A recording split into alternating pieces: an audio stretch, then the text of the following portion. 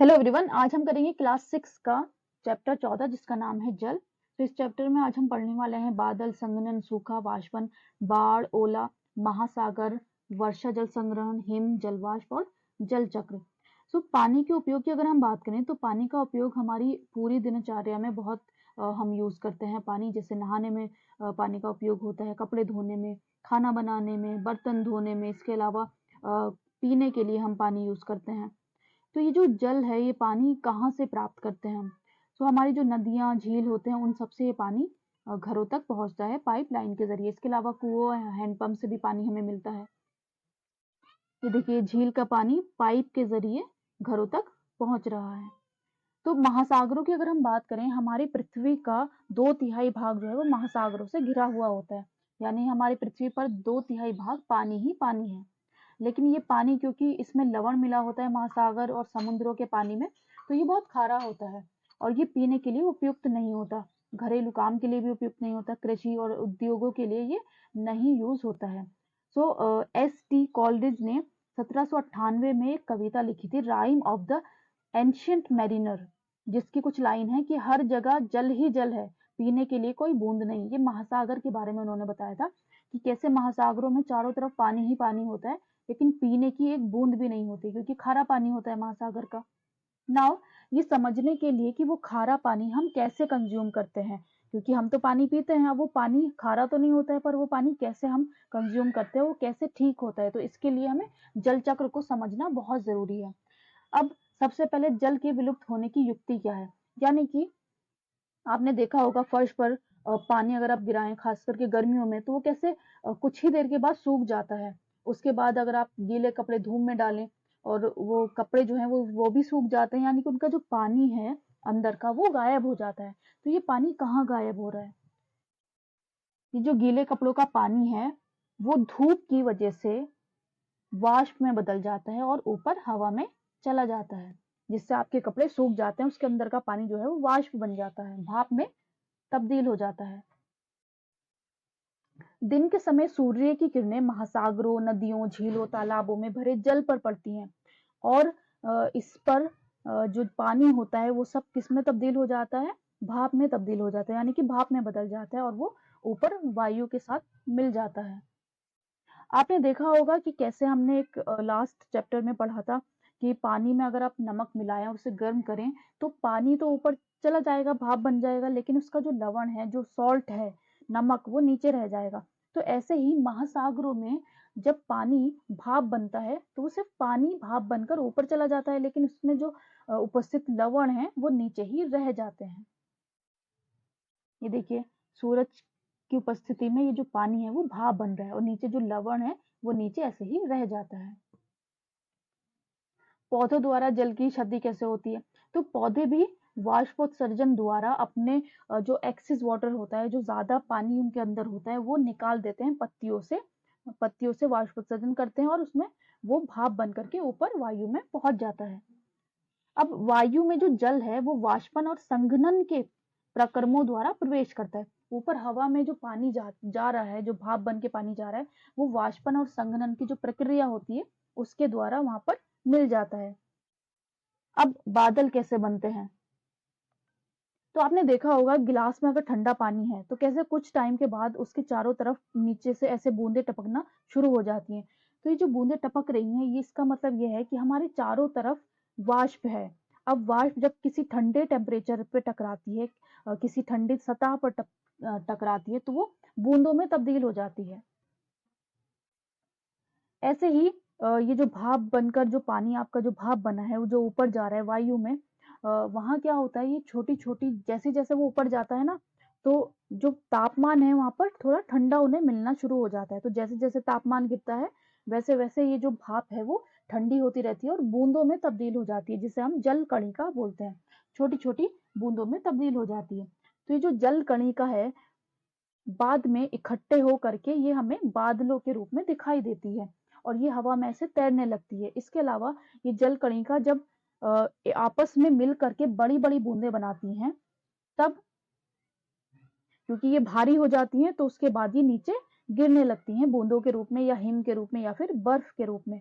तो इसे हम वर्षा भी बोलते हैं, जो बूंदे नीचे गिर रही हैं उसे ही हम वर्षा बोलते हैं या वर्षा का पानी बोलते हैं।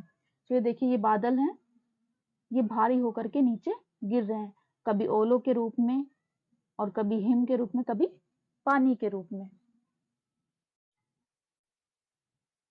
अब इस प्रकार वाष्पन और वाष्पोत्सर्जन द्वारा जल वायु में चला जाता है, यानी कि जब वाष्पन होता है भाप के जरिए ऊपर जा रहा है, वाष्पोत्सर्जन के जरिए ऊपर जा रहा है पानी, उसके बाद बादल बनते हैं और बादल वर्षा करता है, तो वर्षा ओले और हिम के रूप में पानी फिर से नीचे आ जाता है, यानी कि जो पानी ऊपर गया वो फिर से नीचे आ गया। तो ये पूरा जो है ये जल चक्र है हमारा, जो निरंतर चलता रहता है। अब ये जो पानी नीचे आया वर्षा और हिम के रूप में, ये फिर से महासागरों में मिल जाता है, अधिकांश भाग इसका महासागरों में मिल जाता है। तो पर्वतों पर जो हिम है वो पिघलकर जल बन जाती है। इसके अलावा जल पहाड़ों से झरनों नदियों के रूप में नीचे गिरता है और महासागरों में मिल जाता है। वर्षा का जो जल है वो झीलों तथा तालाबों को भर देता है। वर्षा के जल का कुछ भाग भूमि द्वारा सोख लिया जाता है और मृदा के विलुप्त हुआ प्रतीत होता है। तो इस जल का कुछ भाग वाष्पन और वाष्पोत्सर्जन द्वारा वापस वायु में चला जाता है। तो ये देखिए ये झरनों के जरिए फिर से महासागरों में पानी मिल रहा है। तो कुछ भाग, अधिकांश भाग तो महासागर में वापस चला जाता है पानी का, कुछ भाग झीलों तालाबों में इकट्ठा हो जाता है जो हम पीने के लिए यूज करते हैं, कुछ भाग जो है वो भूमि में सोख लिया जाता है। अब शेष जल धीरे धीरे भूमि के नीचे रिसता रहता है। बहुत सारा जल ऐसा होता है जो भूमि के नीचे रिसता रहता है, यानी कि इकट्ठा होता रहता है। अब इस जल का अधिकांश भाग हमें भौम जल के रूप में उपलब्ध होता है। तो कुओं का भरण भौम जल से ही होता है, यानी कि कुएं कैसे भरते हैं, जो नीचे का जो पानी होता है भौम जल, उससे कुएं भरते हैं जो हम पीने के लिए यूज करते हैं। तो इसी प्रकार कुछ झीलों के जल का स्रोत भी भौम जल ही होता है। हैंडपंप नलकूप से खींचा गया जो जल है वो भी भौम जल से ही आता है।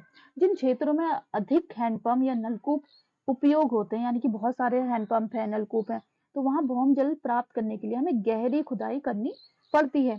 अति उपयोग के कारण, अब क्योंकि बहुत ज्यादा उपयोग हो रहा है इस चीज का, तो भौम जल का जो स्तर है उसको क्षति हो रही है, यानी कि वो कम होता जा रहा है। तो अब हम जानते हैं कि कैसे भूमि की सतह पर वर्षा रूपी जल ओलों और हिम के रूप में महासागरों में वापस पहुंच जाता है, फिर से वो पानी वहीं का वहीं पहुंच गया। तो इस प्रकार जल पृथ्वी की ऊपरी सतह से जलवाष्प के रूप में वायु में जाता है, वर्षा ओलों और हिम के रूप में वापस लौट आता है, यानी कि ऊपर जा रहा है वो जलवाष्प के रूप में वायु में चला जाता है, वापस वो वर्षा ओलों और हिम के रूप में वापस आ जाता है, अंत में वापस महासागरों में लौट जाता है। जल के इस प्रक्रम को जल चक्र कहते हैं, यानी कि पानी का ऊपर जलवाष्प के रूप में जाना, फिर वापस वर्षा हिम और बूंदों के रूप में नीचे आना, क्या है, जल चक्र है जो निरंतर चलता रहता है और इसी से जल की जो आपूर्ति है वो होती रहती है।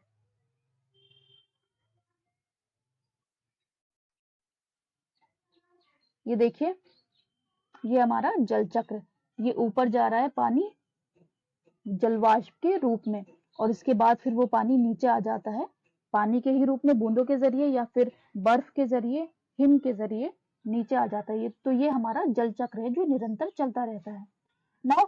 कभी कभी ऐसा होता है कि बहुत ज्यादा तादाद में भारी जो बारिश है वो हो जाती है, वर्षा हो जाती है, तो जिसकी वजह से बहुत नुकसान भी होता है, फसलों को नुकसान होता है, गाँव में पूरा गांव जो है जलमग्न हो जाता है, जिसकी वजह से पालतू जानवर और जो संपदा होती है मानव जीवन की अपार क्षति होती है इसकी वजह से। ये देखिए ये बाढ़ आ जाती है ज्यादा वर्षा होने से, जिसकी वजह से जंतु डूब जाते हैं पानी में, घर डूब जाते हैं, तो बहुत ज्यादा नुकसान हो जाता है।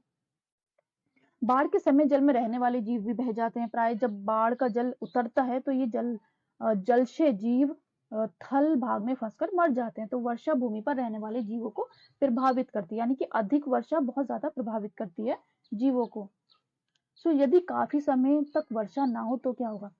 अगर कभी ऐसा होता है कि बहुत टाइम तक कुएं सूख जाते हैं, अब बारिश नहीं होती है, जिसकी वजह से अब पानी ऊपर तो जा रहा है लेकिन ऊपर से पानी नहीं आ रहा है क्योंकि बारिश ही नहीं हो रही है, तब क्या होता है?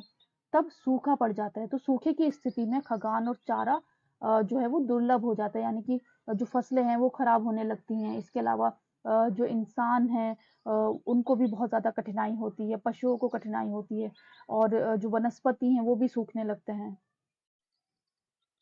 अब हम जल को कैसे संरक्षित कर सकते हैं?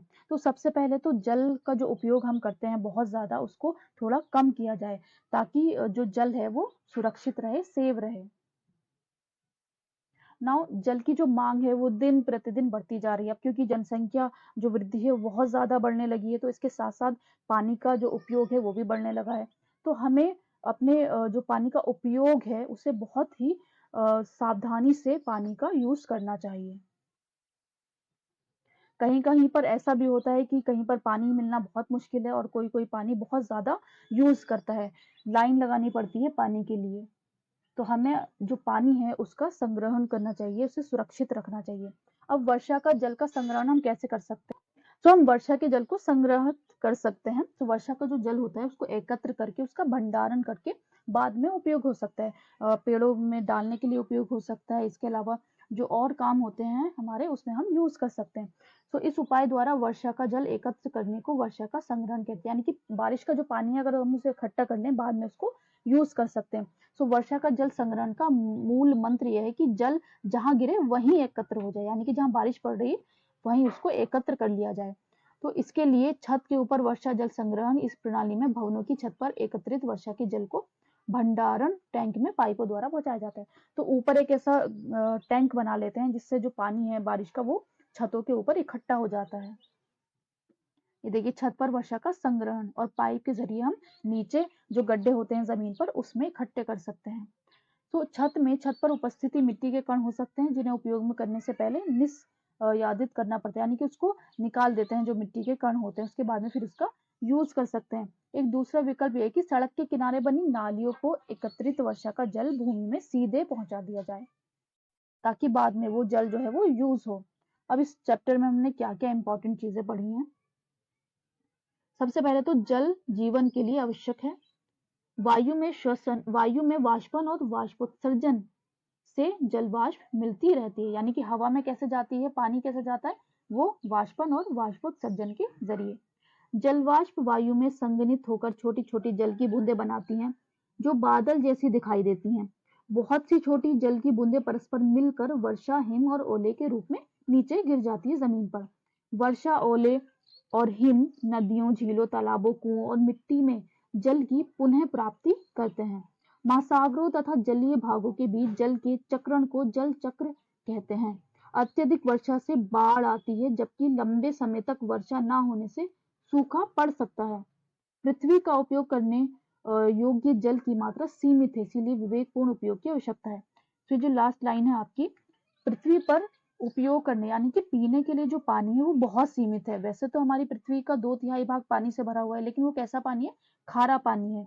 तो योग करने वाला जो पानी है, उपयोग करने वाला जो पानी है वो बहुत कम है, उसकी मात्रा बहुत सीमित है।